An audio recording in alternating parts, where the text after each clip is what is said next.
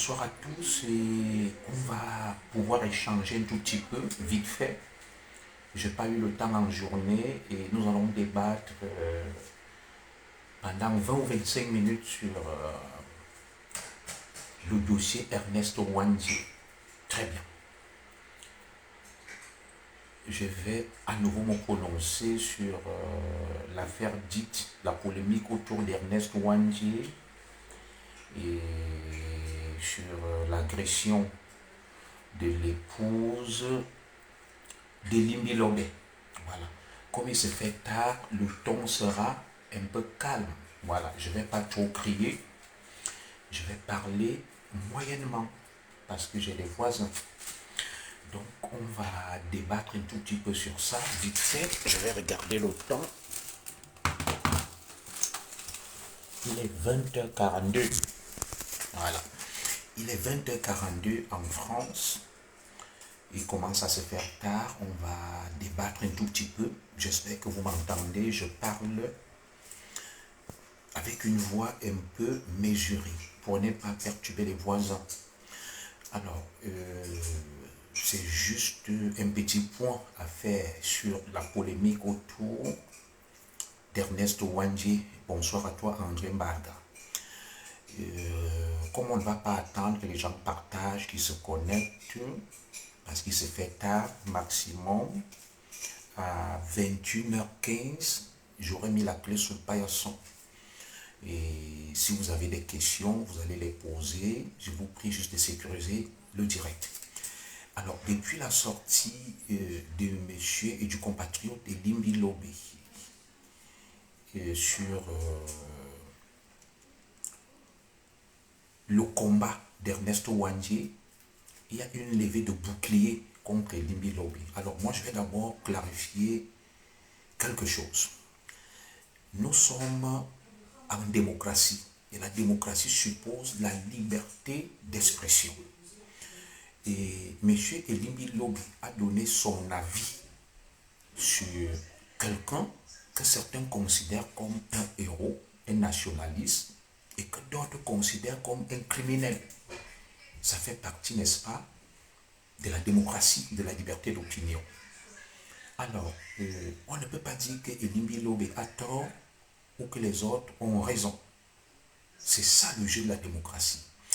Je suis maintenant étonné de voir des gens se lever, notamment mon jeune frère Bruno Bidjan, et dire que Elimbi Lobé doit faire amende honorable. On a agressé sa femme. J'ai interpellé Bruno Bidjan, qui est mon cadet. C'est la deuxième fois que je l'interpelle.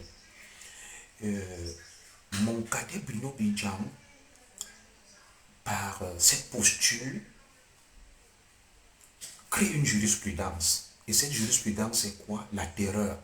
Ça veut dire qu'il suffit de terroriser les autres pour qu'ils aient peur et qu'ils se rétractent. Alors, j'ai posé un certain nombre de questions à mon jeune frère Bruno Bidjan, qui me disait que Eto Fils a demandé qu'on respecte les icônes, les héros. Très bien, vous allez m'excuser de parler encore d'Eto. J'ai donc interpellé mon jeune frère Bruno Bidjan sur plusieurs choses. La première, je vais vous l'expliquer. La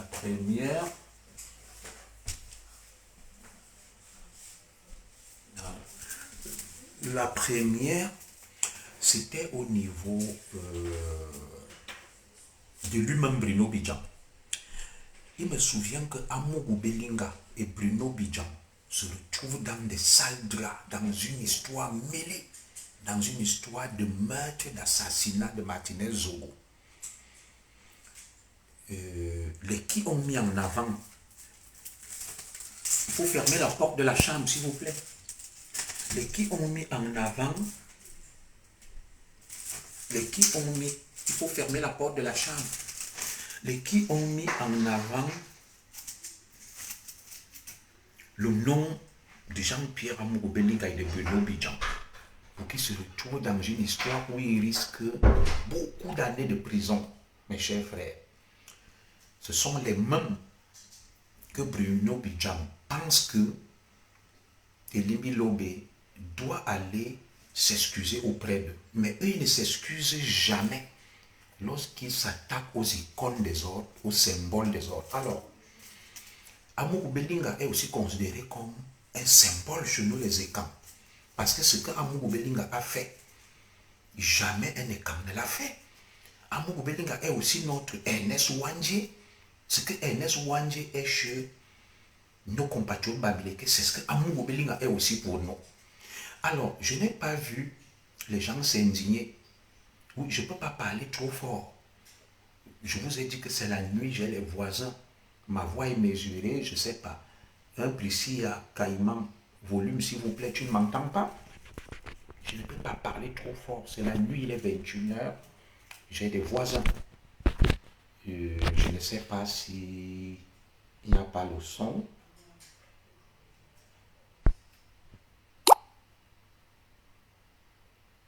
Oui, mais les gens m'entendent quand même quand je parle. Vous ne m'entendez pas? Je ne peux pas crier, je ne veux pas crier, il se fait tard. Je ne veux pas hausser le ton jusqu'à un certain niveau. Donc, ma sœur Priscilla Caïman, il faut faire des efforts pour m'écouter. Alors, Amougou Belinga, je le disais, donc, est aussi notre Ernest Ouandjé. Il a construit des télévisions, il a bâti beaucoup de choses. Chaque fois qu'un Ekam était en difficulté, ou même un Camerounais en général, Amougou Belinga intervenait. Amougou Belinga qui est le patron de Bruno Bidjan. Alors, les mêmes gens-là ont insulté Amougou Belinga, ont insulté Mélissa. J'étais Mélissa de bordel, Amougou Belinga de vaurien, de salopard. Ils ne se sont jamais excusés. Ils nous ont blessés, ils nous ont heurtés. Les mêmes gens qui demandent à Elimbi Lobé de s'excuser ne se sont jamais excusés en traitant la première dame de bordel, en insultant Paul Biya et tout et tout. Paul Biya est aussi un héros auprès des peuples de la forêt des Ekam. Mon cadet Bruno Bidjan. Jamais quelqu'un n'est allé les voir pour leur dire vous êtes allé trop loin, vous insultez. Je ne peux pas mettre plus de volume que ça. Je ne comprends pas la belle histoire. Je vous ai dit que c'est la nuit, j'ai des voisins. Je ne peux pas parler trop fort, ma soeur. Je parle moyennement, voilà. Je ne peux pas parler comment... Pourquoi vous parlez de volume? Pourtant, je parle, on me comprend. Vous ne m'entendez pas? Pourquoi vous parlez de volume? Madame Zoé Mamboula, il n'y a pas le volume.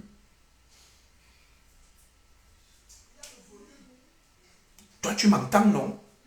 Pourquoi vous parlez de volume? Il est 21h, je vous ai dit. Et j'ai des voisins, j'habite un quartier résidentiel, les gens y dorment, vous comprenez? Voilà. Les maisons sont certes... voilà, vous m'entendez. Alors, je n'ai pas vu ces gens aller s'excuser pour avoir livré en pâture à Amougou Belinga, pour avoir insulté Mélissa, pour avoir insulté la première dame Chantal Biya, pour avoir insulté le président Biya, qui sont aussi comme des héros chez nous. Voilà. Vous voyez des gens qui se lèvent, qui insultent toute une communauté, les écancres, des buveurs de dontol, des paresseux, des fainéants. Quand est-ce qu'ils sont venus s'excuser, mes chers compatriotes? Je ne comprends pas cet esprit de soumission et de faiblesse que certains écancres ont. Notre jeune frère Bruno Bidjan a été victime de ces gens, des extrémistes pro-Kamto qui ont de la haine vis-à-vis des enfants de la forêt. Il s'est retrouvé dans une affaire de Martinez Gougou et Nokonene avec des accusations très graves. Que c'est lui qui a tout organisé. Pourtant, on sait que Bruno Bidjan n'a rien fait. Mais à cause de Bruno Bidjan est dans la mer, l'affaire est en cours. Il risque gros. Amougou Belinga et le reste. Je vais continuer. Combien d'icônes et de symboles de chez nous ont été vilipendés, insultés par ces gens qui croient avoir la dictature de l'émotion, qui croient avoir raison sur tout, qui croient tout connaître. Quand est-ce qu'ils se sont excusés? Je vais maintenant parler de Samuel Eto'o. Je n'ai rien après Samuel Eto'o. Dès qu'on veut parler de Samuel Eto'o, il y a des gens qui s'offusquent. Je suis très content que Samuel Eto'o se prononce et demande qu'on respecte les icônes. Alors, il y a beaucoup de choses qui sont passées au Cameroun. On a assassiné Martinez Zogo. Martinez Zogo était aussi une icône. Pourquoi Samuel Eto'o ne demande pas qu'on rende justice à Martinez Zogo? On a assassiné Monseigneur Jean-Marie Bala. On a assassiné Monseigneur Angel Benven. Il y a des gens qui sont en prison depuis des années, des Marafas malades. Marafa est aussi une icône. Pourquoi Eto'o ne demande pas qu'on rapatrie le corps d'Amadou Ahidjo et de sa femme? Est-ce que Amadou Ahidjo n'était pas une icône et un symbole? Donc, cette manière de vouloir flatter certains extrémistes bamileke par populisme, les Eto'o, les Valèbes, ça là, et peut-être désormais un peu mon jeune frère Bruno Bidjan, moi je ne comprends pas. Mon jeune frère Bruno Bidjan est allé ici à Kondengi parce qu'il a osé dénoncer la vie chère. On l'a pris, on l'a jeté à Kondengi. Nous les écans, on s'est fâchés, on a hurlé, on a crié, on a demandé qu'on libère Bruno Bidjan. Les gens à qui demande à Elimbi Lobé d'aller demander pardon, on fait la fête. Ils ont bu le champagne. Ils disaient que lui mérite la prison. Ils étaient contents. Nous étions amers. Ils se sont excusés quand d'avoir fêté que notre héros Bruno Bidjan, parce que Bruno Bidjan est aussi un héros pour nous, soit allé en prison. Ils l'ont insulté. Nous présentant comme avec Paul Tchouta a présenté Bruno Bidjan comme étant un tchélé. Paul Tchouta, avec un jeune garçon, que Bruno Bidjan niassait ce jeune garçon. Bruno Bidjan est notre héros. Les Paul Tchouta et sa bande se sont excusés quand pour avoir vilipendé Bruno Bidjan. Je ne vous comprends pas. Il est interdit de débattre. Quand les extrémistes pro-Kamto vilipendent les enfants de la forêt, les insultent, il n'y a personne qui sort pour dire que non, vous insultez les icônes, les symboles. Voilà Paul Biya. Paul Biya a érigé au titre de héros et de martyrs Moumié, Ernest Wandje ou Miobe. Pourquoi vous ne vous indignez pas comme un Osendea Fana, qui a aussi mené la lutte comme eux, qui est mort les armes à la main, docteur en économie, un génie, les Wunli Masaga, tombés dans les oubliettes. Pourquoi les enfants de la forêt, les écames, ne se lèvent pas pour dire que merde, on manque de respect à notre héros au CDA Fana, Castor? Comment Paul Biya peut signer un décret érigeant en héros? Non, mon frère, moi je ne t'insulte pas. Ernest Robert Tchétchoum, quand tu me dis tête percée, quand je vais dire là qu'il y a-t-il plus tête percée qu'un Bamileke, tu vas dire tribalisme. Voilà. En quoi est-ce que je suis une tête percée, toi qui viens m'insulter? Je suis en train de débattre Esbo. Qu'est-ce que j'ai dit, mon frère Norbert? Tu vois comme tu viens m'insulter la tête percée, non? Les écans peuvent aussi te lyncher parce que je suis un héros chez les écans. Les écans m'aiment beaucoup. Alors, déversez-vous sur ce petit Bamileke de Norbert Tchatchoum, un quasi-analphabète et illettré, qui vient insulter un héros écan, le Zigli Junior Zogo. Allez-y, prouvez-lui ça. Vous voyez, quand ils viennent insulter là, vous voyez, les écans ne vont pas lui dire que tu viens insulter notre commissaire, un héros chez les écans. Personne ne lui dit ça et ils ont le droit d'insulter. Mais quand moi je vais insulter l'un d'eux là, on va dire ouais, il insulte tel, il insulte tel. Vous voyez, ça dit sa réaction est symptomatique justement du mal-être qui anime certains de nos compatriotes extrémistes bamileke pro-Kamto. Ils insultent tout le monde, ils vilipendent tout le monde, mais ils ne veulent pas qu'on leur rende la monnaie de la pièce, la politesse. Dès que tu parles d'eux, ils s'énervent, ils demandent qu'on te tue. Pourtant, ils sont ceux qui insultent le plus. Ils sont ceux qui sont les plus mal élevés, qui ne respectent personne. Et ils doivent insulter tout le monde. Et ils doivent vilipender tout le monde. Les autres doivent croiser les bras. Les autres ne doivent rien dire. Voilà la logique des extrémistes bamileke pro-Kamto. Nous allons donc maintenant parler d'Ernest Ouandjé. Alors, Ernest Ouandjé a eu les bonnes idées. Il s'est battu pour notre liberté, pour notre émancipation. Personne ne peut le dénier. Je vais vous prendre un cas en France. Les gens m'ont interpellé dessus, le cas de l'abbé Pierre. L'abbé Pierre, personne ne peut nier l'amour de l'abbé Pierre pour les pauvres. L'abbé Pierre a laissé une fondation qui s'occupe des pauvres. Il a construit des maisons. Alors, est-ce parce que l'abbé Pierre a défendu la bonne cause qu'on devrait fermer les yeux sur les actes d'agression et d'abus sexuels dont il est accusé?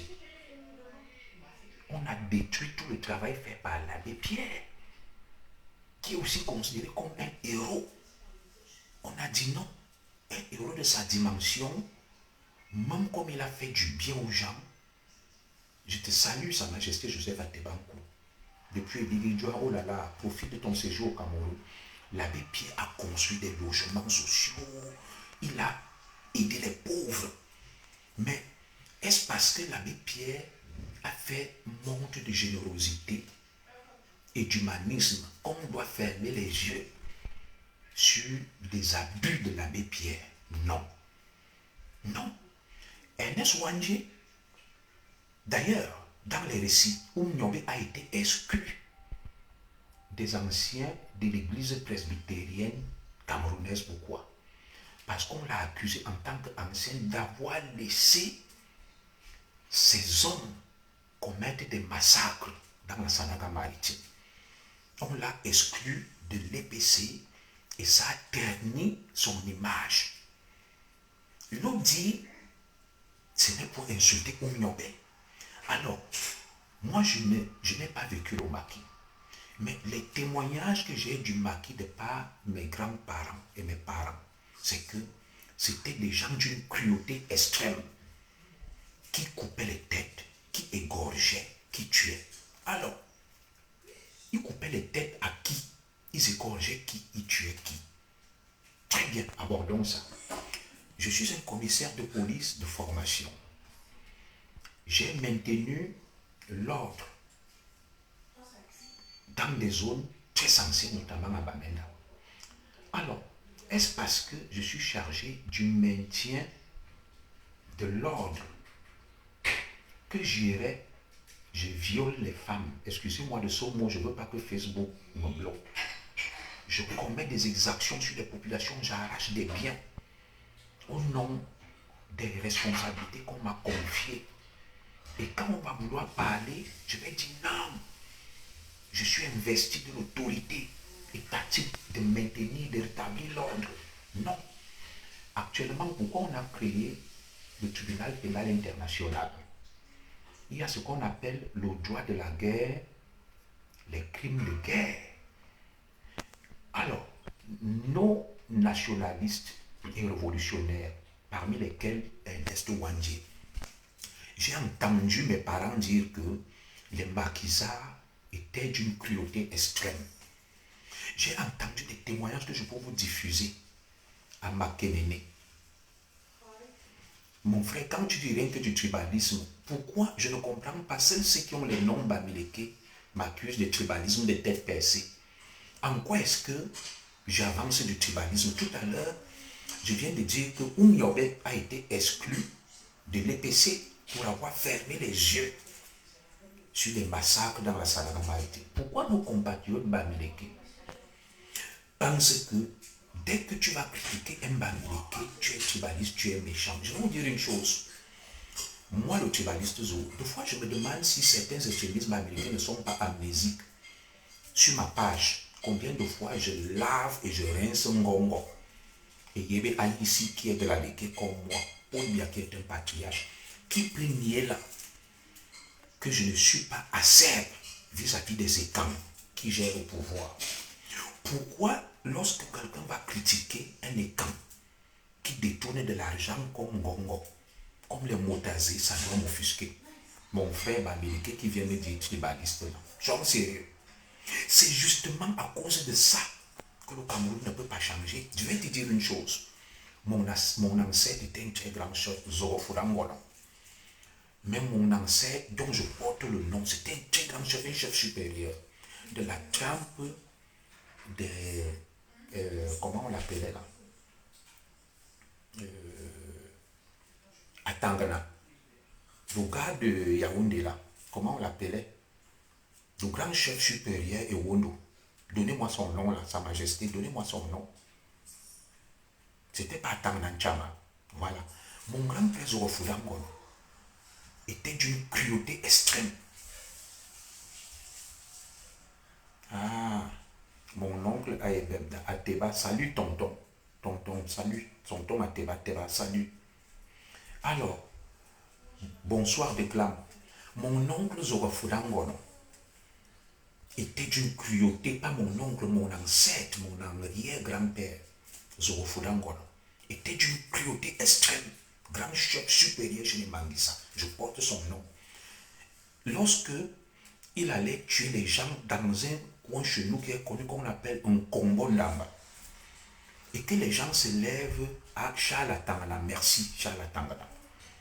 Mon ancêtre Zorofulangon était de la trempe de Chalatangana. Il a commis des exactions, des crimes. Par exemple, il a eu des problèmes avec un de ses cousins, on appelait Mvouawono, du côté de Bebda. Parce que Mvouawono est venu et l'une des femmes de mon ancêtre Zorofulangono a dit « Quel bel homme !» Mon ancêtre Zorofulangono est allé déclencher une guerre à Ebebda, chez les oncles. On appelle l'endroit là Ebebda et Bebita, ça veut dire le trou de la guerre. Il y a eu des morts. Des gens lui ont dit, tu as mal fait. Ce n'est pas parce que ta femme a apprécié quelqu'un qui est venu dans ta cour que tu vas aller massacrer des gens. Alors, pourquoi mon oncle dit, tu as le visage hideux du tribalisme congénital, mais le moment venu, toi et ta bande, vous rendez compte, aucun pouvoir n'est éternel. Vous voyez donc, quand je dis que certains extrémistes bamileke, il y a une dame là, qui est parmi vous là. C'est ma soeur, on appelle le glam style. Elle est bamileke, je fais ses publicités, on s'entend, elle est comme ma soeur. Comment moi je déteste les bamileke, je m'entends avec elle. Je suis en train de vous parler de mon oncle, mon ancêtre Zorofulangono, qui a tué des gens, qui était cruel. Je porte son nom. Voilà donc un petit extrémisme bamileke qui me dit, le visage hideux du tribalisme congénital, c'est toi. Aucun pouvoir n'est éternel. Vous êtes en Europe depuis des années, mais votre pauvreté dépasse. Très bien. Tu connais vraiment l'histoire neveu. Alors, mais oui, Zorofulangono est allé chez mes oncles à Ebebda et Bebita. Les Écans comprennent ce que ça veut dire, Bebita. Il a déclenché la guerre parce que une de ses femmes a apprécié Awono. Il a dit, ouais, quel bel homme. Il allait massacrer les gens. Je condamne ce massacre perpétré par mon ancêtre dont je porte le nom, Zorofulangono. Comment je peux critiquer mon ancêtre et je suis tribaliste? Donc, certains de nos frères bamileke sortaient, n'est-ce pas, du tribalisme primaire. C'est vous, pas tous, parce que je connais beaucoup de bamileke que j'aime, comme de grands styles, qui sont des gens honnêtes, intègres. L'honnêteté, la grandeur, c'est que si ton frère fait ce qui n'est pas bien, dénonce-le, critique-le et dis-lui la vérité. Je ne comprends pas la tendance que certains ont à vouloir salir la réputation du peuple bamileke, qui est un très grand peuple. Pour que les gens pensent qu'on déteste les bamileke, je ne peux pas détester les bamileke. C'est des travailleurs, c'est des gens honnêtes. Mais il y a une petite poignée d'extrémistes bamileke faisant trop de bruit sur Facebook, se réclamant pro-Camto, qui depuis 2018 ont décidé de violenter, de menacer, d'agresser tous ceux qui ne pensent pas comme eux. Et quand les autres se sont levés pour leur dire arrêtez, ce sont les autres qui sont devenus des tribalistes. Je me demande dans quel monde ils vivent. On va donc revenir sur Wandje et tous les nationalistes. Alors, beaucoup de gens m'ont dit que les nationalistes,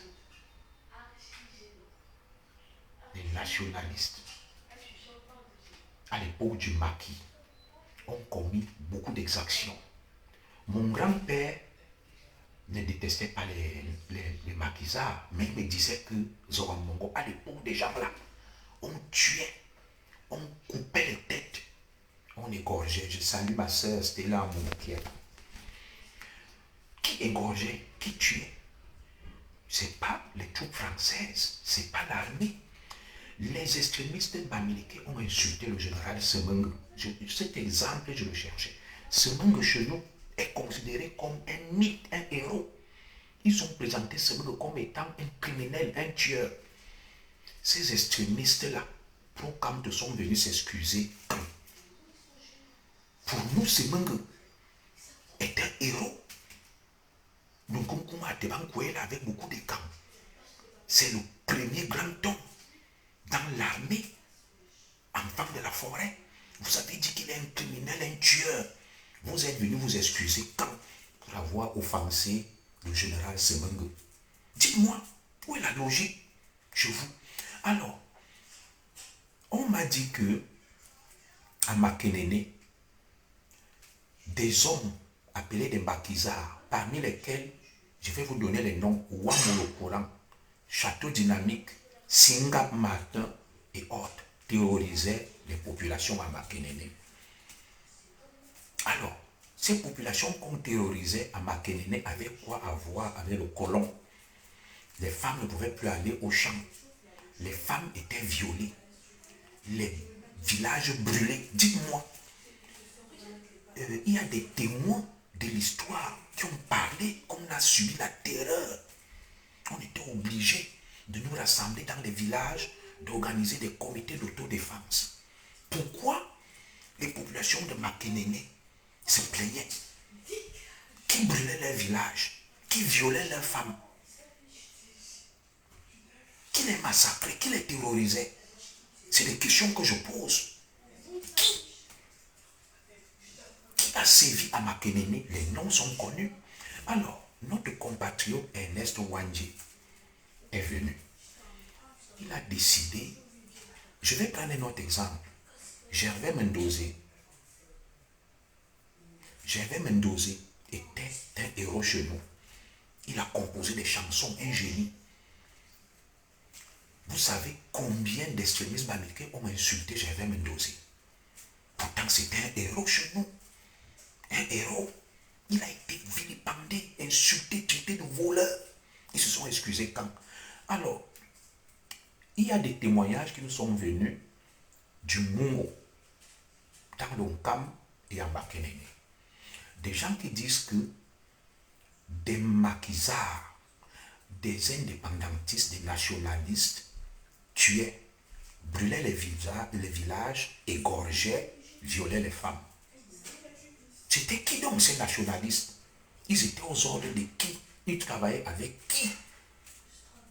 C'est un débat, mes frères. Maintenant, dans ce débat, si vous avez des arguments contraires, vous les amenez en débat. Mais vous ne pouvez pas empêcher le débat.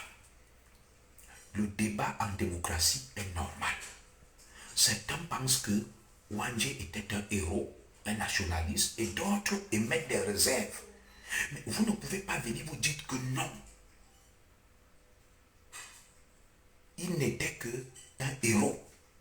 Ça fait partie du débat contradictoire. Ici en France, il y a des gens qui considèrent Marine Le Pen comme une héroïne. Et son père, Jean-Marie Le Pen, d'autres qui les considèrent comme des mauvais. Il y a des débats. Éric Zemmour est considéré comme un mauvais, mais certains le considèrent comme un héros. C'est comme ça. Jean-Luc Mélenchon est considéré comme un mauvais par personne, par certains. D'autres le considèrent comme un héros. On ne peut pas faire l'unanimité.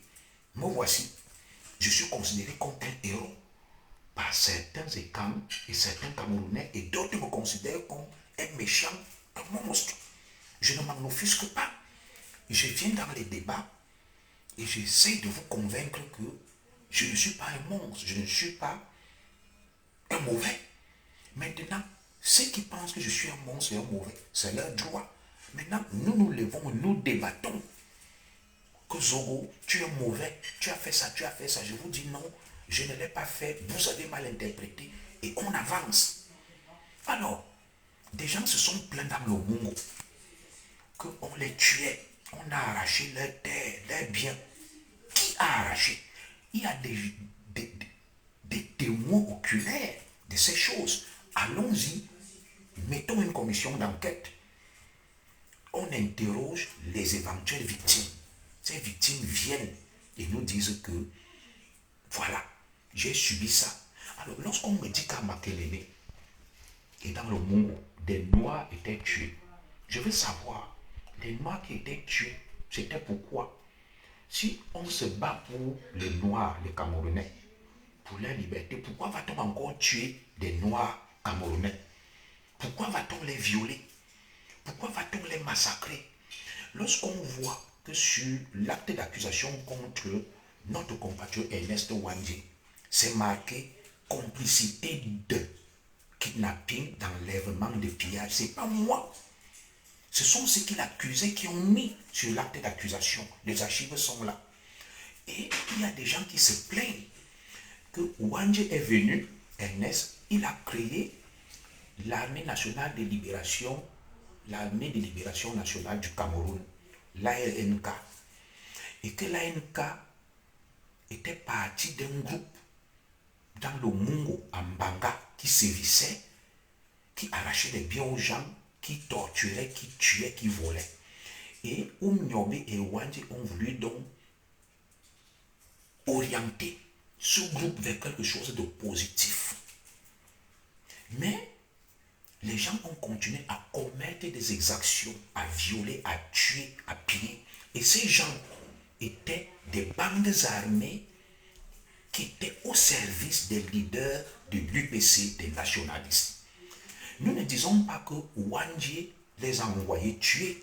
Nous ne disons pas que Ouandjé a donné l'ordre de tuer, de violer. Mais Ouandjé a une responsabilité morale. Je dis bien morale. Le droit de la guerre. Moi, commissaire Zogo, on appelle ça la responsabilité du supérieur hiérarchique. Si on me confie la sécurité de la ville de Bamenda, comme j'étais commissaire central à Bamenda, mes hommes, mes éléments, mes collaborateurs vont à Bamenda, violent des femmes, tuent, pillent et volent. On doit m'accuser.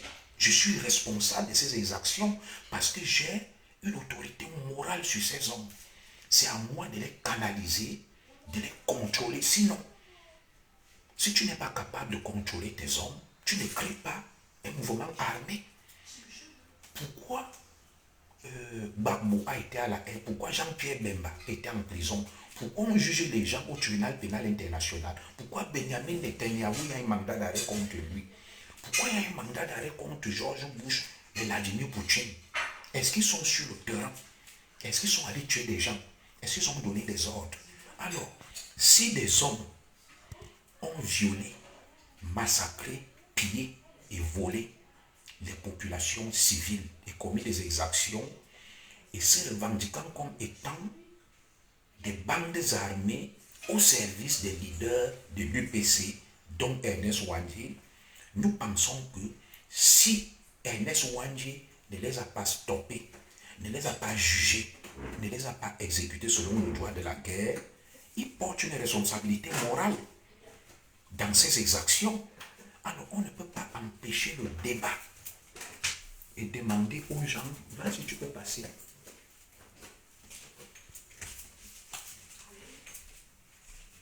Tu fermes cette porte. On ne peut pas interdire le débat. Ça ne veut pas dire qu'on accuse Ouandjé d'avoir tué, d'avoir torturé, non. Ernest Ouandjé était le chef d'un mouvement armé. Et il se trouve donc que certains éléments incontrôlés de ce mouvement armé ont commis des exactions. Et en commettant ces exactions, il se revendiquait comme étant du mouvement armé de l'UPC de Ernest Ouandjé. Et si ça avait été comme à cette époque, on devrait convoquer Ernest Ouandjé au TPI pour qu'il se justifie au tribunal pénal international que tes hommes, on les accuse d'avoir commis des crimes de guerre. C'est ça qu'on appelle des crimes de guerre. Qui a eu ce qu'on appelle des dégâts, des dommages, des abus. Et il va se justifier que les hommes-là, je ne les ai pas envoyés, c'est des bandits, c'est des criminels qui se sont introduits dans la lutte et je demande qu'on les sanctionne. Il y a un droit de la guerre. Tu ne peux pas être général dans une armée, ministre de la Défense. Pourquoi on a jugé les criminels de guerre dans l'ex-Yougoslavie, les Milosevic et autres? Le donneur d'ordre, la responsabilité morale. Si tu ne peux pas encadrer tes troupes, si tu ne peux pas les contrôler, tu ne crées pas un mouvement armé. Je suis surpris que des intellectuels comme Maître Timan, qui est un avocat qui connaît ces choses-là, se mettent à raisonner dans le populisme. Alors, évitons d'avoir des réflexes grégaires, des réflexes moyenâgeux et obscurantistes. L'ex-premier ministre japonais a été pendu par les Américains pour avoir été responsable de l'attaque de Pearl Harbor. Voilà. Voilà. Pourtant, ce n'est pas lui qui allait agir. Ce n'est pas lui qui a attaqué. Bonsoir à toi, Gérard Cotto. Je ne comprends pas cette mentalité que certains de nos frères de l'Ouest ont. Ils érigent des pharaons, des sanctuaires. Non. Ils accusent les autres d'être des tribalistes. Des vrais tribalistes, c'est eux. Parce que dès que quelqu'un est de l'Ouest, il est un saint, il est un ange, il ne fait rien de mal. Monsieur, je vous dis, je suis comme Ngongo. Ferdinand Ngongo Pécan. Ce qu'il fait n'est pas bien. Je critique, je dénonce. Je dénonce et Yébé a ici la gestion des forêts, des terres du Cameroun. C'est mon tonton de la Léquier. Je ne suis pas d'accord avec lui. Je dénonce les écans qui détournent des milliards. C'est pas parce que je suis écan que je vais cautionner n'importe quoi. Alors, le débat sur Ernest Ouandjé est simple. Pensez aussi qu'il y a eu des victimes, des maquisards, des nationalistes qui ont souffert. Des gens sont morts, des gens ont été torturés, des gens ont perdu leur vie. Autant Ernest Ouandjé a perdu sa vie pour nous, autant aussi des gens ont perdu leur vie à cause de ces hommes et des exactions de ces hommes. Qu'est-ce qu'on va faire d'eux? Ils ne doivent pas parler et se plaindre. Monsieur, le débat doit être posé sur la table. L'abbé Pierre a fait du bien. Il a construit. C'est un bienfaiteur. Mais on ne peut pas fermer les yeux sur les exactions de l'abbé Pierre, qui était un prédateur sexuel. Et on l'a banni. Il a déshonoré tout le travail qu'il a fait. On ne peut pas construire le Cameroun avec le fanatisme, l'agressivité. Dès que quelqu'un veut parler, on sort. On peut agresser la femme de Limbi Lobé. Si c'était la femme de Kamto ou d'un extrémiste bamileke, le Cameroun sera en feu. Le Cameroun sera en feu. Combien de fois Maurice Kamto a dérapé? Combien de fois Albert Zongama a dérapé? On n'est pas pour autant aller agresser leurs enfants et leurs femmes. Qu'est-ce que vous voulez me montrer aux gens? Vous avez insulté Semengue ici. Semengue est un héros pour nous. Vous avez vilipendé Amougou Belinga. Amougou Belinga est un héros pour nous. Je suis étonné que mon jeune frère Bruno Bidjan, que je défends bec et ongle, vous avez pris des montages vidéo, vous avez présenté sa femme, disant que elle se masturbe avec le concombre, elle sort avec Amougou Belinga. Vous l'avez sali. On vous a dit de vous excuser, vous êtes excusé quand mon cadet Bruno Bidjan se lève pour venir dire que tel. Mais combien de fois vous avez vilipendé Bruno Bidjan, sa femme, au point où aujourd'hui il risque gros dans l'affaire Martinez ou à cause de vous? Vous êtes excusé quand? Tous ces papas et mamans qui pleurent à Makénéné, qu'on les a torturés, qu'on a brûlé leur village, qu'on a violé leurs filles, leurs enfants, leurs femmes. Ils obtiendront justice quand? Qui a brûlé leur village? Ils n'accusent pas l'armée camerounaise, ils n'accusent pas l'armée française, ils accusent les maquisards. Il y a des témoins de l'histoire. Il y a des témoins de l'histoire qui se plaignent des exactions de certains maquisards dans le Mungo, dans Makénéné, dans le camp. Moi, je vous dis, je ne me soumets pas face à la vérité. Je préfère mourir comme le héros Wandji. Il a dit, je meurs les yeux ouverts. Voilà. Si les hommes qui étaient au service de Wandji, Ernest, notre héros, ont commis des exactions, M. Ernest Wandji en porte la responsabilité morale.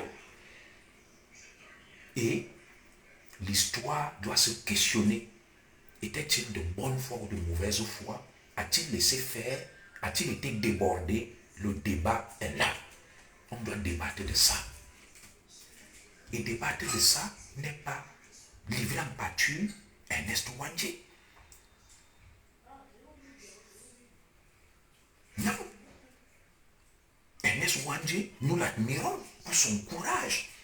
Comme nous admirons Oumyombe, comme nous admirons Osédéa Fana, d'ailleurs Osédéa Fana, qui n'a pas été reconnu comme un martyr héros, pourtant il est mort. Vous ne nous avez pas vu aller menacer des gens que merde. Comment vous n'avez pas érigé en martyr, en héros Osédéa Fana, qui était un maître penseur, un stratège, l'un des plus brillants et plus capés intellectuellement des nationalistes. Vous nous avez vu aller agresser qui? Il faut vous calmer. On ne peut pas construire le Cameroun avec des ayatollahs, des barbus, des tribalistes qui sont en train d'accuser les autres de ce qu'ils sont exactement. Moi, je refuse ça. Je refuse qu'on muselle les gens. Ma position est claire. Autant vous avez vos héros, autant les autres ont leurs héros. On ne peut pas avoir une affaire comme celle de Meyo et de me foutre dans la vallée du Thème. J'en ai discuté sur ça. Je ne suis pas contre le règlement des comptes, la chasse aux sorcières. Vous ne pouvez pas venir chez des gens. Vous commencez à les tuer, à les massacrer, à les égorger.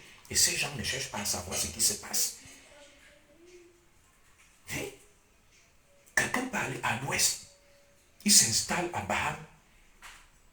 On commence, peut-être il y a une guerre à Ikalanmikul. Je fuis avec les populations campus, je m'installe à Baham. Et à Baham, on commence à égorger des gens et on nous soupçonne, nous venus du Kalanmikul. Et quand on nous soupçonne, on commence à dire que non. Ça arrive partout. Je suis contre les exactions et les dérives. Mais arrêtez d'accuser les gens tout le temps, tout le temps. Vous voulez quoi même? 60 ans d'indépendance du Cameroun. Les bêtis, les écames ont accueilli tout le monde. Ils sont haineux, ils vous détestent. Pourquoi depuis 60 ans, ils sont avec vous, ils vous accueillent, ils vous donnent des terres? Mais arrêtons ça. C'est quoi le problème? Il y a des historiens. Edouard Bocagne a dit ceci, qu'on ne nie pas le génocide des Bamileke. Il y a eu un génocide, pas seulement des Bamileke, mais des Camerounais, des familles laissées passer. On vous dit, les laisser passer, ce n'était que pour les Bamileke. Des gens vous ont démontré que on a donné des laissés-passer, des laissés-passer à des gens qui étaient non Bamileke. Mais vous accusez les autres de négationnisme. C'est vous qui êtes dans le négationnisme. Parce qu'à l'époque, il y avait l'état d'urgence avec des zones à pacifier. Et ces zones-là, je contrôlais. Et quand tu venais de ces zones pour passer, il fallait qu'on te délivre un laissez-passer. Des gens se lèvent et disent que quand les Bamileke combattaient, les Allemands, les Français, les Écans dormaient. Mais les Écans peuvent aussi vous dire que quand les Écans et les Douala combattaient les Allemands, les Bamileke n'ont rien fait. Vous savez combien d'Écans les Allemands ont massacré les Sawa? La déportation des Écans en Namibie, en Tanganyika, au Kenya, et même là-bas chez vous, dans le Nozo, dans CDC. Je vais descendre là-bas, les enfants, pour cultiver les champs. Je vais descendre là-bas. pour cultiver les champs, les plantations. C'était moi un seul nom d'un compatriote bamileke qui s'est illustré pendant l'occupation allemande. Il y a eu des massacres des écans. Et il tombe qui, quand on donne les noms, Rudolf Douala Mangabel, Martin Paul Samba, et beaucoup de camps qui ont résisté. Les Allemands ont pulvérisé les hommes du major Dominique Hans, ont pulvérisé les étangs. Il y a eu des bombardements, des massacres des étangs et des Sawa. Arrêtons ça. Mais moi, je n'ai jamais vu des gens qui n'acceptent pas qu'on leur dise la vérité, mais ils aiment dire la vérité aux autres. Dès que toi, tu essaies de leur dire la vérité, tu es tribaliste, tu es ceci. Mais eux, ils adorent dire la vérité aux autres. Et quand ils disent la vérité aux autres, c'est normal. Mais quand les autres osent s'exprimer et dire aussi ce qu'ils pensent, ils deviennent des ennemis. Arrêtez ça. Il y a eu des victimes des maquisards. En Makénéné. Je vais descendre là-bas, les enfants, dans le Mungo et dans le camp, qui violaient les femmes là-bas, qui terrorisaient les populations qui n'arrivaient plus à aller au champ, qui brûlaient les villages, qui terrorisaient les civils. Et quelle était la raison pour laquelle on les terrorisait? On les tuait, on coupait les têtes, on venait montrer. Pourquoi? Ça avait quoi à voir avec la lutte pour notre indépendance et notre émancipation? Et lorsqu'on dit même que seuls les nationalistes, dont les Oumiobe, les Wandji, les Mounier, étaient des patriotes, très bien. Le Cameroun actuel, dites-moi, c'est Eno Meyome ce qui m'a expliqué ça. La devise du Cameroun vient de qui? Des Maquisards, de Oumiobe, de Moumier, de Sedafana, d'Ernest Wandji. Non. L'hymne national du Cameroun que vous chantez là, c'est Ernest Wandji qui a composé l'hymne du Cameroun. C'est Oseda Fana qui a composé l'hymne du Cameroun. Non, dites-moi.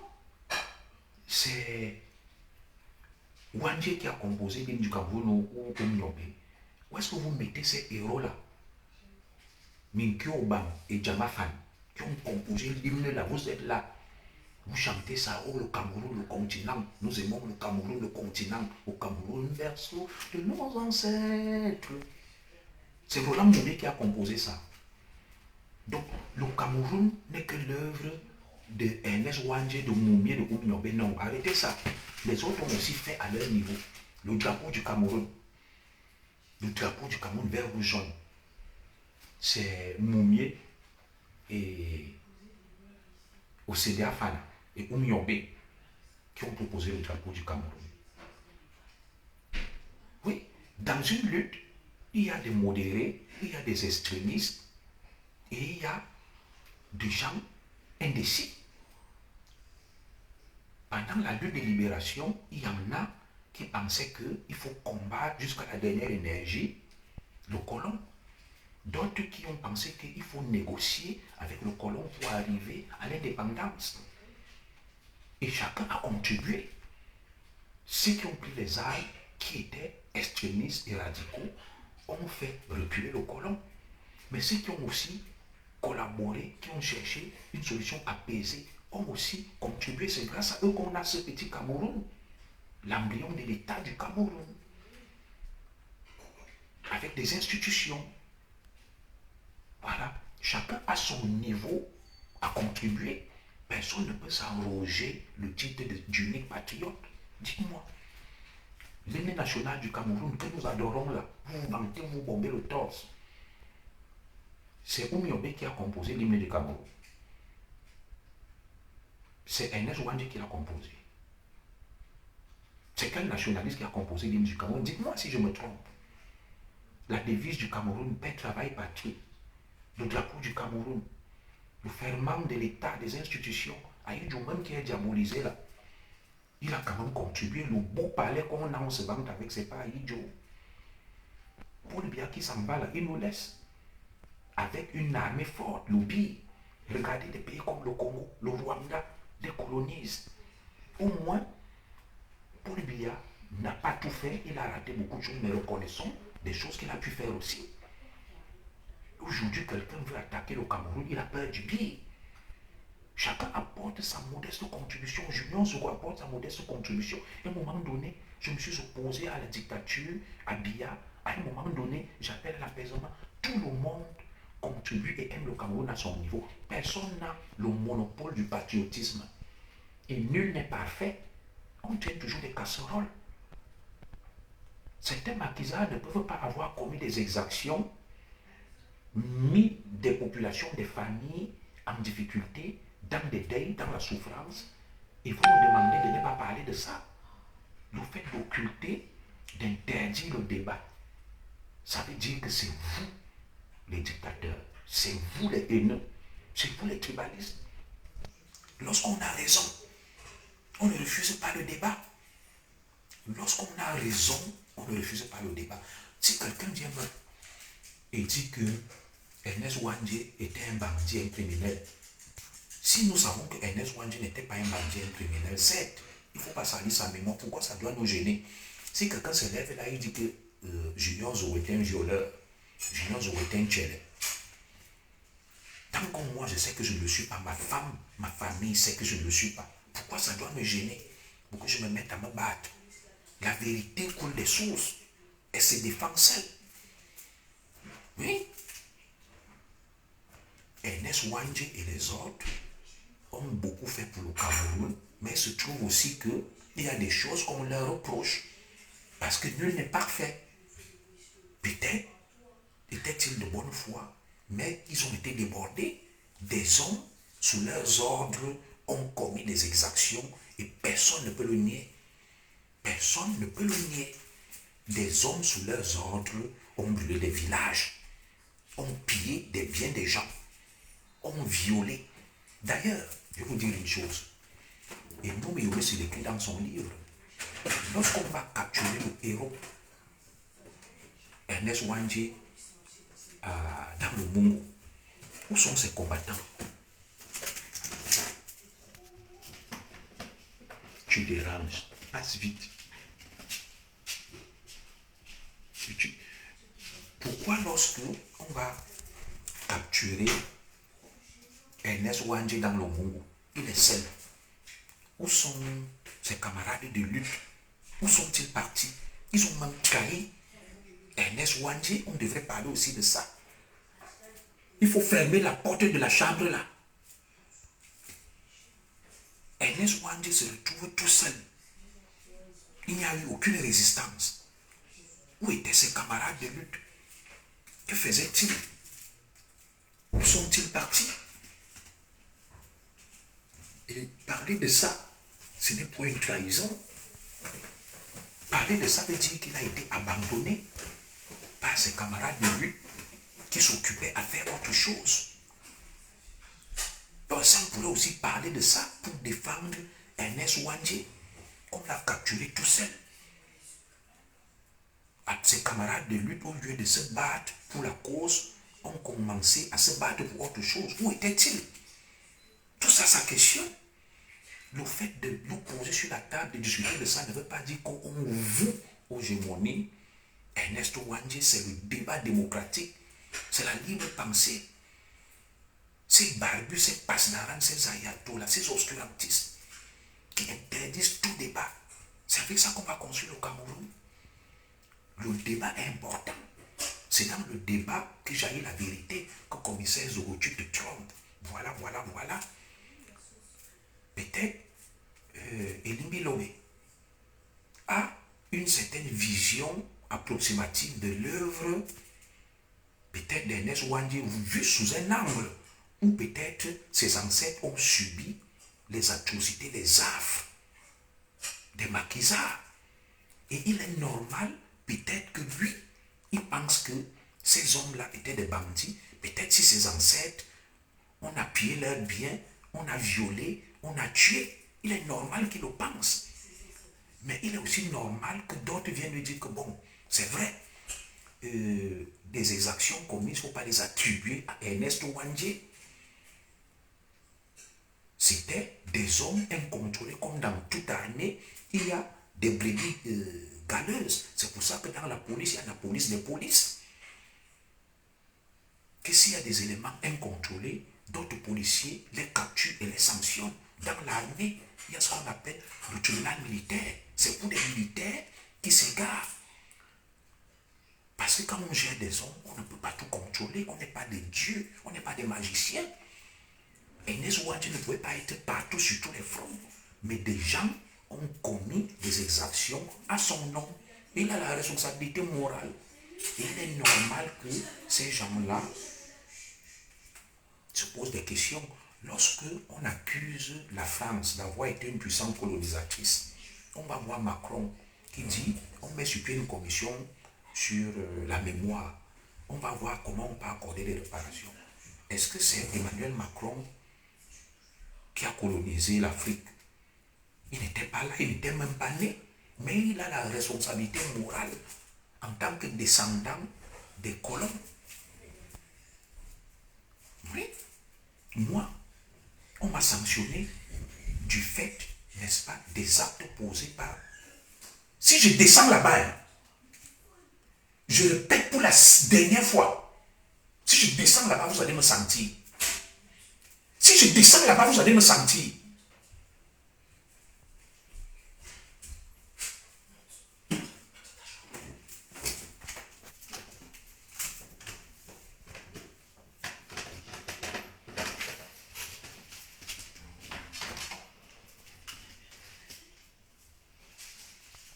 Donc moi je vais m'arrêter là. Bon, il y a des enfants qui dérangent un peu en bas au rez-de-chaussée. Donc arrêtons avec les idées, arrêtez l'obscurantisme, la violence, la barbarie. Le droit de la guerre, moi j'ai été sanctionné. On appelle ça la responsabilité du supérieur hiérarchique. Les éléments qui partent, qui commettent des exactions, je dois me justifier. Et si je n'arrive pas à contrôler mes éléments, je suis sanctionné, je suis un mauvais chef. Je dois démissionner.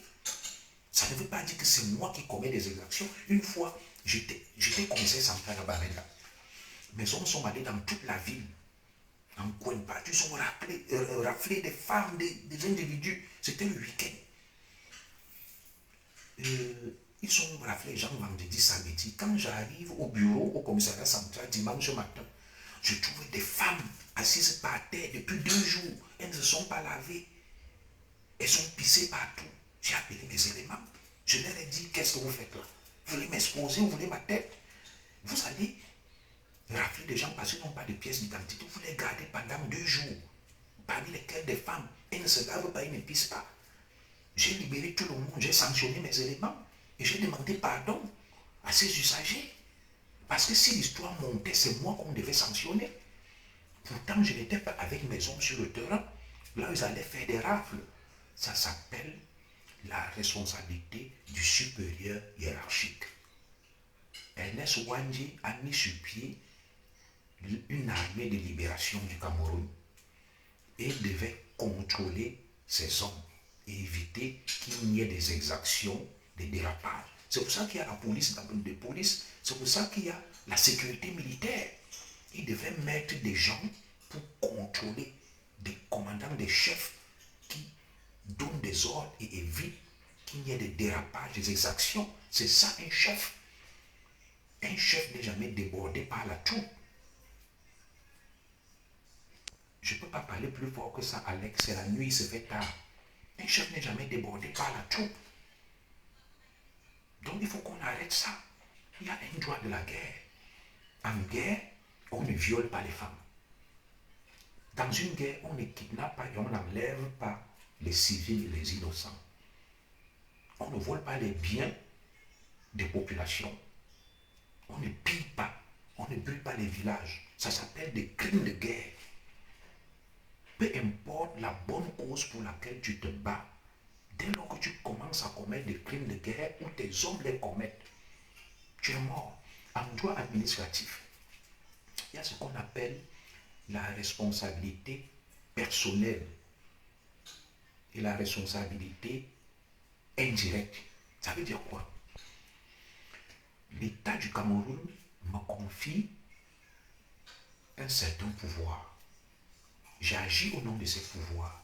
Mais lorsque je vais commettre une faute, ça s'appelle la faute personnelle ou la faute détachable du service. L'État du Cameroun va chercher à savoir si ce que j'ai fait, ce n'est pas une faute personnelle qui ne dépendait pas de moi. Si c'est une faute personnelle, je suis puni. Mais il faut assumer ses responsabilités. Lorsqu'on décide de mettre sur pied une structure, on doit être en capacité de la contrôler, de la gérer afin d'éviter des dérapages. Et si on n'arrive pas à contrôler une structure concrète pour éviter des dérapages, on est un irresponsable. Et tout ce qui arrive, on doit être tenu pour responsable. C'est comme ça, c'est le débat. Des gens ont pleuré qu'il y a eu des exactions à Makenene, dans le Mungu, dans le Kam, en Banga, partout. Des exactions commises par certains maquisards qui étaient sous les ordres de Wandje Ernest, notre héros et nationaliste. Alors, il est normal qu'on questionne la responsabilité d'Ernest Wandje sur ces massacres, sur ces crimes de guerre, sur ces exactions. Ça ne veut pas dire qu'on le voit aux gémonies ou on le livre en pâture. La postérité se questionne pour faire de lui un vrai héros et évacuer toutes les polémiques et tous les doutes. Bonsoir à toi, Annette. C'est comme ça que ça se passe. Donc moi, je ne vais pas être un petit poltron comme mon cadet Bruno Bidjan. Dès que le vent souffle, non, il se met à trembler, il demande pardon. Il demande pardon, qu'il a fait quoi? C'est le débat. Et Libi Lobe n'a pas demandé qu'on tue un Bangléké. Et Libi Lobe n'a pas demandé. Bon, je peux ne pas apprécier la manière dont il a parlé en tant qu'intellectuel. Moi, je n'aurais pas parlé comme ça. Je n'aurais pas peut-être dit que Ernest Wandje était un bandit, un criminel. J'aurais utilisé un euphémisme que, bon, on pourrait reprocher des choses à Ernest Wandje par rapport aux exactions commises par des hommes qui étaient sous ses ordres. Un intellectuel s'est tourné sa langue. Voilà. Mais on ne peut pas interdire le débat. On se lève, on va agresser la femme de Limbi Lobe. Pourquoi? C'est parce que les Sawa sont même très gentils. Vous faites ça dans la Léki chez les étoiles de Manguissa, mais on vous finit. On vous finit. Si quelqu'un avait touché à la femme de Kamto, à la femme de Zonga ou les leaders de la basse et des talibans là, le Cameroun serait affaire à ça. Il faut arrêter ce que vous faites là. Il faut arrêter ça tout de suite. Ce n'est pas parce que les autorités du Cameroun laissent faire. Normalement, on doit interpeller ces individus qui sont allés menacer Madame Elimbi Lobe. Madame Elimbi Lobe a tout mon soutien. Elimbi Lobe a tout mon soutien au niveau de la liberté d'expression. Il a le droit de s'exprimer. Maintenant, est-ce que je suis d'accord avec ce qu'il a dit ou pas? C'est un autre débat. Au nom de la liberté, Elimbi Lobe a le droit de s'exprimer. Vous aussi, vous avez le droit de dire à Elimbi Lobe que ce que tu as dit est inexact, c'est faux, et vous lui expliquez la véritable histoire. Et ça reste là. Vous n'avez pas besoin de lancer des fatwas, des appels à la haine et au meurtre. Ça veut dire que vous vous reprochez de quelque chose. Lorsqu'on est violent, et quand quelqu'un vous accuse, ça veut dire qu'on se reproche de quelque chose. Quand on est sûr de soi, on ne va pas réagir violemment. On va rester calme, posé et serein, et on va démontrer son innocence. Mais quand on s'agit, on demande la bagarre parce qu'on t'a accusé. Ça veut dire que tu te reproches de quelque chose. Dis à Elimbi Lobe que non, tu te trompes. Ce que tu dis n'est pas vrai. Oui, peut-être il y a eu des exactions, des dommages, des abus, mais on ne pourrait pas imputer ça à Ernest Wandje. C'était des brebis galeuses. Vous essayez de le convaincre. Vous ne dites pas qu'allez le tuer. Vous faites tuer sa femme. Ça veut dire que vous avez peur de quelque chose. Vous vous reprochez de quelque chose. Je suis sûr que Ernest Wandje lui-même serait là. Il n'allait pas réagir comme vous. Il allait appeler Elimbi Lobe, se mettre autour d'une table avec lui, lui dire mon frère, Voilà ce qui s'est passé, voilà le contexte, voilà l'histoire. Ernest Ouandjé n'allait jamais réagir comme vous, comme des fous, comme des gens insensés, n'ayant pas le bon sens et la jugeote. Cette petite poignée d'obscurantistes qui défendent des idées à la con. Vous pensez que la politique, c'est la barbarie, c'est l'émotion, vous comportez comme des passes d'arabe, des ayatollahs, des barbus. Vous voulez instaurer la charia. Il y a des sujets totems, tabous qu'on n'aborde pas. Et vous dites que vous êtes du changement. Non, aucun sujet n'est tabou. Tout doit être abordé. On n'est pas les islamistes qui décident d'aller tuer les gens à Charlie Hebdo parce qu'ils ont caricaturé le prophète. Ça, c'est de l'obscurantisme. Appelez-les, dites-leur que voilà, le prophète, voilà Mohamed, comme ça, comme ça. Ce que tu fais n'est pas bien. On n'a pas besoin de tuer des gens. En allant tuer des gens, on démontre qu'on a tort. On démontre qu'on est violent et qu'on fonctionne sur le prisme de la violence. Il y a des gens qui partent se soumettre. Oh, aller faire amende honorable, aller demander pardon. Tu demandes pardon sans avoir rien fait parce que tu as débattu. Vous savez combien de fois Éric Zemmour nous insulte ici? Combien de fois Sarkozy, les Marine Le Pen, les Jordan Bardella nous insultent ici, nous Français issus de l'immigration? Nous allons débattre avec eux, nous ne les sanctionnons pas les urnes. Nous n'allons pas nous ériger en gros bras pour nous battre avec eux. Le monde n'est plus un monde du Moyen Âge où on promeut la force. C'est la force de l'idée, du raisonnement. Viens, tu démontres à Junior Zoro qu'il n'a pas raison. Ça s'arrête là. La violence est l'arme du faible, celui qui n'a pas des arguments. Oumniobé, Ernest Ouandjé a accepté la mort courageusement. Moi, ça m'a marqué. Il a dit, laissez-moi, ma dernière volonté, c'est exécuter-moi avec les yeux ouverts. Il a fait preuve de courage. Voilà. Au moment où peut-être c'est même vous, certains des ancêtres de ceux qui parlent là, qui ont même terni l'image de Roland, d'Ernest Ouandjé, en commettant des exactions, en volant, en pillant, en violant, sachant que ça va lui retomber dessus. Comme vous le faites exactement là, vous le défendez mal. Vous le défendez mal. On ne peut pas nier l'évidence. Dites aux gens que oui, il y a eu des exactions, il y a eu des crimes de guerre, mais on ne peut pas les imputer à Ernest Ouandjé. Parce qu'il n'est pas un magicien. Ce sont des éléments incontrôlés, n'est-ce pas, de son mouvement armé qui ont commis des exactions. Et Ernest Ouandjé a d'ailleurs pris une décision de les sanctionner, de les punir. Mais il n'est pas allé jusqu'au bout. Qu'est-ce qu'il en a empêché? On n'en sait rien. Peut-être lui-même. Il y a des chefs de guerre tels que si tu décides de les stopper, ils vont te tuer toi-même. Peut-être qu'il y a des hommes qui étaient même plus dangereux que Ernest Ouandjé. Ils ne pouvaient pas les stopper. S'ils les stoppaient, c'est même eux qui allaient le liquider. Ça peut arriver. Chercher des éléments étayants, discursifs, intelligents pour défendre notre héros. Un héros n'est pas défendu par les têtes percées,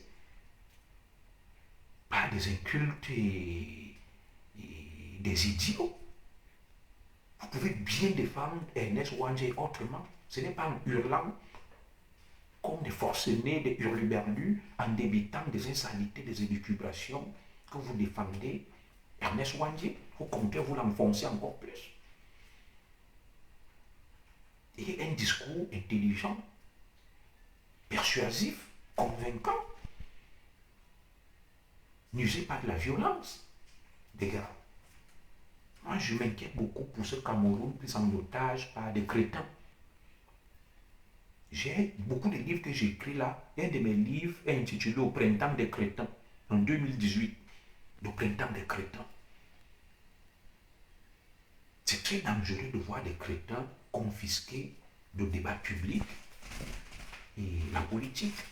La politique nécessite une certaine culture, une certaine intelligence, une certaine stratégie, un certain savoir-faire. La politique, ce n'est pas pour les amateurs, pour des brutes épaisses. Ce n'est pas pour les forcenés. La politique, c'est pour des gens brillants, cultivés, intelligents, des stratèges. C'est pas des émotions. Tu viens, tu cries, wow, wow, wow, Wandje, Wandje, Wandje. Non. Wandje ne nous appartient pas, c'est le patrimoine du Cameroun, comme Oumyobé, comme Osendia Fana, comme Oumni Massaga, comme Paul Biya, comme Aïdjo, comme le reste. Arrêtez-moi ces bêtises-là. Voilà. Allez intimider les gens que vous intimidez. Moi, je ne me plie pas face à la dictature des obscurantistes et des crétins. Quand j'ai quelque chose à dire, je le dis. J'ai le courage d'Ernest Wandje. Je préfère mourir les yeux ouverts. Oui. Au moment où Ernest Wandje allait même se faire exécuter là, beaucoup se sont sauvés, l'ont trahi et ont fui le combat au lieu d'aller se constituer prisonnier avec lui et de mourir en héros, en martyr des faibles. Mais ce sont certains qui parlent beaucoup aujourd'hui avec leurs descendants, alors qu'ils ont fui la lutte. Ils ont abandonné Ernest Wandje. À cause d'eux-mêmes, la mémoire d'Ernest Wandje est salie. Parmi ceux qui parlent beaucoup là, leurs ancêtres sont même partis de ces criminels de guerre qui pillaient, qui violaient, qui torturaient. C'est pour ça qu'ils braillent beaucoup. Ce sont eux-mêmes qui ont terni l'image d'Ernest Wandje en allant commettre des exactions, en violant, en tuant, en pillant, pour que ça retombe sur Ernest Wandje. Et aujourd'hui, ils viennent parler. Arrêtez ça vite, vite, vite, les gars. Que Dieu bénisse le Cameroun. N'ayez peur de personne. Exprimez-vous sans excès, sans outrance, sans outrage. Défendez la vérité, les valeurs. Ne soyez esclave de personne, soyez esclave de votre conscience. Tant que votre conscience n'a rien à vous reprocher, les gars, dormez en paix. Moi, Junior Zogolo, mon seul maître, c'est ma conscience. Mon seul juge, c'est ma conscience.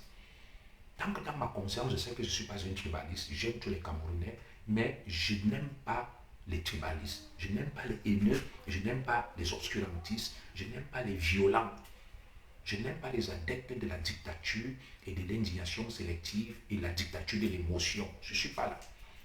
Je suis un roseau pensant, un esprit libre. Quand j'ai quelque chose à dire, je le dis. Dans le respect. Et personne ne peut m'intimider. Personne ne peut m'influencer. Donc des exactions ont bien été commises par des hommes sous les ordres d'Ernest Wandje. Et Ernest Wandje en porte la responsabilité morale. Et il est normal que des victimes, des familles se questionnent, alimentent le débat pour que cette histoire soit tranchée. Et c'est comme ça. Quand on crée un mouvement armé, on doit le contrôler. On doit contrôler sa troupe et ses hommes. Voilà. Les terroristes ici, dès que quelqu'un tue, pourquoi on peut arrêter son père et sa mère? L'assassin de la petite Louise, là, on a arrêté son père et sa mère avant de les relaxer. On a arrêté sa petite amie, sa copine. Oui. Il y a ce qu'on appelle la négligence. Par négligence, tu peux laisser des gens faire et tu vas répondre. C'est de l'irresponsabilité. Ça ne veut pas dire que toi-même tu as donné des ordres ou bien tu as les tuer. Par ta faute. Des gens ont fait des choses alors que tu avais le pouvoir sur eux. Ce pouvoir-là te rend comptable et gestionnaire. Et c'est de ça qu'il est question. C'est ça. Donc arrêtez d'entuber, de pomper l'air aux gens. On va s'exprimer. Le Camerounais est un homme qui parle et qui sait parler et qui est intelligent. On ne muselle pas un Camerounais. La seule chose qui nous reste, c'est ça. Paul Biya nous a donné la liberté, même s'il n'y a pas l'alternance. Au moins, on se contente de ça. Les gars, les filles, il faut parler. Vous avez quelque chose à dire, dites-le. Ici, chez moi, c'est la démocratie. Ma femme, mes enfants, ils me disent qu'on n'est pas d'accord.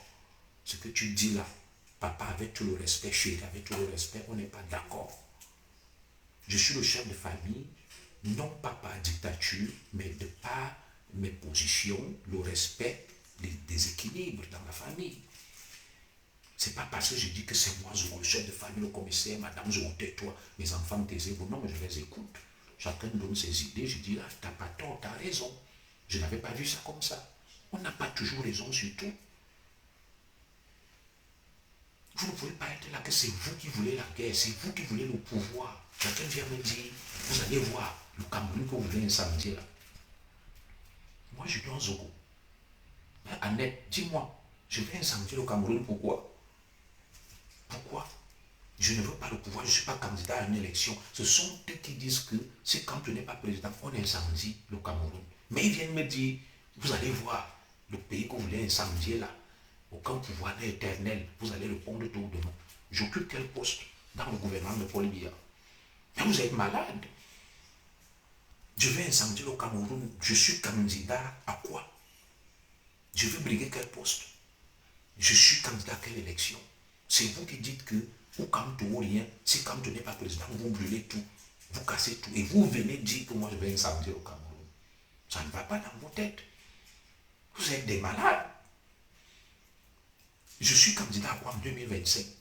Que si je n'obtiens pas, je brûle le Cameroun. C'est vous qui voulez être président, et ministre et autres. Et c'est vous qui êtes prêt à brûler le Cameroun pour atteindre vos objectifs. Moi, je n'ai aucune ambition pour 2025. Je ne veux rien. Je ne suis pas comptable de la gestion de Paul Biya pour me dire que le pouvoir n'est pas éternel. Moi-même, je suis ici en exil. Le fait d'être en exil ne m'autorise pas à accepter n'importe quoi. Ce n'est pas parce que je veux que les choses changent que je vais m'associer au diable. Vous avez vu l'évêque de Yagoua. C'est intéressant, mais ce n'est pas ça que je vais chuter. L'évêque de Yagoua dit que même s'il faut que le diable prenne d'abord, il va prendre.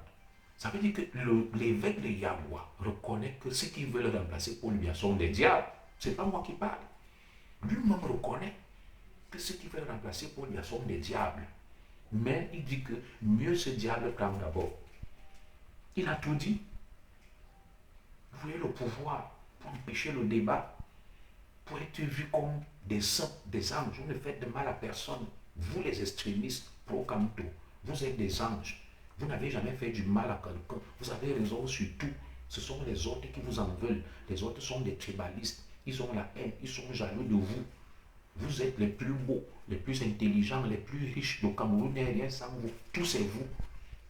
En 2018, là, ce sont les autres qui sont venus vous agresser, qui boycottaient, qui ont cassé les ambassades, qui bastonnaient les gens. Ce n'est pas vous. Vous êtes des anges. Vous êtes des saints.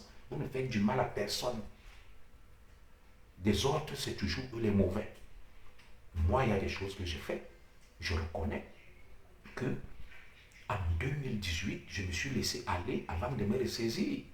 Je me suis comporté comme un bandit et un voyou en allant encourager le boycott des artistes, en encourageant la violence, l'agression des gens qui n'étaient pas d'accord avec moi.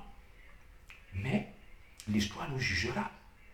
Si je vous avais laissé faire, on allait aussi me juger dans 30 ans, 40 ans, comme on juge Ernest Ouandji. J'ai dit, je quitte les rangs de la base. C'est pour ça que quand ils sont allés brûler et casser les ambassades, je n'étais pas là. L'histoire ne peut pas me juger. J'ai vu ça de loin. C'est ce qu'on demande à un leader. C'est ce que Ernest Ouandji aurait pu faire à l'époque. Les descendants de ceux qui ont commis des exactions pour saluer le nom de Ouandji, qui parlent beaucoup là. Ernest Ouandji devait les arrêter, les fusiller. Parce que beaucoup qui parlent là que vous ne touchez pas Ernest Ouandji, leur papa, leur maman étaient parmi les bandits qui pillaient, qui violaient, qui tuaient pour que ça retombe sur Ernest Ouandji. Ils ont profité de la bonté d'Ernest Ouandji. Ernest Ouandji devrait, si Ernest Ouandji avait fait juger 4 ou 5 et les exécuter, on n'allait jamais parler de lui comme ça. On allait dire que non, vous avez vu, il a arrêté quelques bandits et criminels ayant commis des exactions et les a exécutés. Boma Solo est un ange. Tout ce que la base fait est bien. Des extrémistes pro-Kamto se lèvent en 2018, disent que celui qui ne dit pas Kamto, oh yeah. Si Kamto n'est pas président, on brûle, on casse tout. Il tabasse les gens, il menace, il boycotte. Et personne ne devrait parler. Et ils inversent l'histoire pour imputer ça aux autres. Que Zogo, tu es tribaliste, Zogo, tu es méchant. Moi, j'ai quitté la base pourquoi? À cause du tribalisme. Que vous commencez à imposer les trucs aux gens que ce n'est que Kamto. Nous, on est des voleurs, des chiens, des étangs. J'ai dit, je ne reste pas avec vous. Pour que l'histoire ne me juge pas. Demain, comme on juge Ernest Ouandji là et on y à cause de vous. Et demain, on va me dire que les sentiers de Boston et autres sont des héros. Non, vous n'êtes pas des héros. Vous êtes des bandits. La basse et tout ce qui se réclame pour Camto, la milice cybernétique, là, vous êtes des bandits. Ne me dites pas que dans 30, 40 ans, la postérité va vous ériger en héros et ayant violenté, agressé, menacé les gens, fait toutes sortes d'exactions exactement comme ceux qui commettaient des exactions étant avec Ernest Ouadé. C'est pour ça qu'on dit au professeur Maurice Kamto de se désolidariser de vous, de peur que dans 30, 40 ans, qu'on ne dise que Maurice Kamto était un bandit. Il faut qu'il vous dise non, je ne suis pas avec vous. Sinon, dans 30, 40 ans, on dira que la bande à Kamto, c'était des bandits. Les Sadis de Boston, les El Chenou, les Calibri, on va dire que c'était des bandits. C'est pour ça qu'on demande à Kamto de se solidariser, comme moi, Junior Zogo. J'ai quitté vos rangs, j'ai dit, mais le nom de qui sera sali pendant des siècles. Et le monde entier a vu que j'ai dit non à vos bêtises. Et je ne peux pas être tenu pour responsable de ça. Et c'est comme ça que demain, vous irez dire que aucun des camps ne s'est opposé à Paul Biya dans la diaspora. Vous étiez les seuls. Tant les archives montrent qu'il y a Zogo, il y a Noma, il y a les Mingono. Mais dans 40 ans, 50 ans, vos descendants vont dire qu'il n'y avait que vous et que les Zogo étaient des bandits. Vous êtes des héros. Arrêtez-moi ça vite, vite, vite, vite, vite, les gars. Vite. Que Dieu bénisse les enfants du Cameroun. Bonne nuit à tous. Exprimez-vous. Le Cameroun est une terre de liberté. Sans salir, sans ternir l'image de quelqu'un, soyez tolérants et que personne ne vienne vous menacer. Ne soyez pas des soumis. Ceux qui veulent se soumettre, qu'ils aillent se soumettre. Et pour seul maître, pour seul juge, votre conscience. Tant que votre conscience ne vous reproche de rien, restez tranquille, les gars. Je tenais vraiment à faire ce direct. Bah, ça va dans tous les sens. Vous voyez, je suis obligé maintenant de parler tous les jours, alors que j'ai envie de me reposer. Hein? On m'a opéré là, je suis en pleine convalescence. Mais je suis vers la fin, je fais la rééducation avec un kiné et tout. Obligé de remonter au filet. Pour ne pas vous laisser le terrain. Pour que le mensonge, l'imposture, la manipulation ne prospère pas. Personne n'est contre Ernest Ouandji. Personne, en tout cas pas moi, Junior Zogo, je n'ai dit que Ernest Ouandji n'est pas un héros et un nationaliste. Je n'ai jamais dit ça. C'est un héros, c'est un nationaliste. Il a fait des choses, il a voulu bien faire, mais malheureusement, comme l'œuvre humaine est imperfectible, des mauvais grains, des brebis gardées se sont introduits dans la danse, on salit son nom, on commet des exactions et aujourd'hui, il en paye le prix fort, alors que c'était quelqu'un de bien. C'est tout ce qu'on dit. Exactement comme la basse et les miliciens pour Camto, la milice cybernétique se comporte aujourd'hui là, en bastonnant des gens, en insultant, en menaçant, en agressant, en cassant les ambassades. Dans 40 ans, 50 ans, ils viendront nous dire qu'ils étaient des héros. Et quand on va dire que non, Sandy de Boston n'est pas une héroïne, Bomo de Soleil Bomayo n'est pas un héros, on va dire non, vous salissez leur mémoire. Phil Marshall, Ignopiti, des terroristes ambazoniens, ils ne sont pas des héros. Ils sont violés, tués, massacrés. Ne venez pas me dire demain que dans l'Amazonie, ils sont des héros. Et si quelqu'un dit que non, ce n'étaient pas des héros, ils avaient violé, tué Florence Ayafor, on va dire, hey, tu salis la mémoire de Phil Marshall, de nos petits. Il faut arrêter ça. Donc moi, je m'arrête là. Je pense que j'ai été assez clair. Les ayatollahs, les pasdaran, les barbus là. J'espère que vous n'allez pas lancer une fatwa contre moi. D'ailleurs, vous en avez déjà tellement lancé. Moi, j'aime vous dire que je suis mort le jour où je suis né. Je n'ai peur de rien, ni de personne. J'ai déjà vécu. Mes enfants sont déjà grands. Voilà. Moi, je dis que la vérité. Et je vous ai dit ce que je pensais d'Ernest Ouandji, que c'est un grand homme, un nationaliste, un héros, mais son œuvre est entachée de zone d'ombre, du fait d'un certain nombre d'exactions commises par des hommes qui étaient sous ses ordres. Et il est normal qu'on le tienne pour comptable et pour responsable de ça et que ça suscite des débats et des polémiques. Des victimes qui ont subi les affres, des maquisards, des atrocités à Makenene, dans la Sananga maritime, dans le camp, dans le Mongo. C'est normal que ces victimes se plaignent. que ces victimes le considèrent, lui et ses hommes, comme des monstres. C'est aussi normal que d'autres Camerounais qui appréciaient ce qu'il faisait parce qu'ils combattaient le colon et les injustices et voulaient d'un Cameroun juste, où il y a le mérite, le considèrent comme un héros. Personne ne peut faire l'unanimité et c'est ça. C'est ça. Le général de Gaulle en France est considéré comme le plus grand héros de la France. Mais le général de Gaulle est présenté en Afrique comme quelqu'un qui était un colon. C'est le père de la France-Afrique qui a mis tout ce qu'on vit aujourd'hui là. Et aux yeux des Africains, le général de Gaulle n'est pas un héros. Mais si tu parles du général de Gaulle en France, tu dis qu'il n'est pas un héros, on peut t'assassiner partout. Tu vas voir avenue Général de Gaulle, aéroport Charles de Gaulle. Pourtant, les Africains se plaignent beaucoup du général de Gaulle. C'est comme ça. L'histoire est comme ça. Elle est faite de controverses. Personne ne peut faire l'unanimité. Jésus-Christ, le Fils de Dieu, est venu sur terre. Il faisait du bien. Les gens l'ont taxé de méchant, on l'a égorgé. Dieu qui est le créateur des cieux et de la terre. Les gens le critiquent. Les gens sont contre Dieu, la Bible. Alors, à plus forte raison, un humain. Qu'est-ce que vous voulez même dire aux gens? Ça fait partie de la liberté. Bonne nuit les gars. On se voit.